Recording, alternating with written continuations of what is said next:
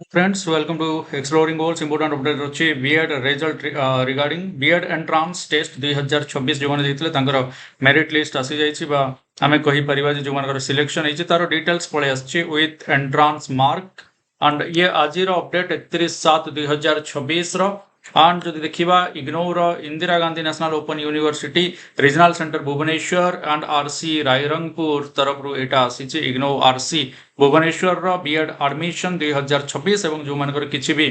objections अछि से regarding मध्ये एठी इंस्ट्रक्शंस दिया जाइछि जे हमें बाय 4th अगस्त 2026 अपील करि परिबा जदि किछि एरर अछि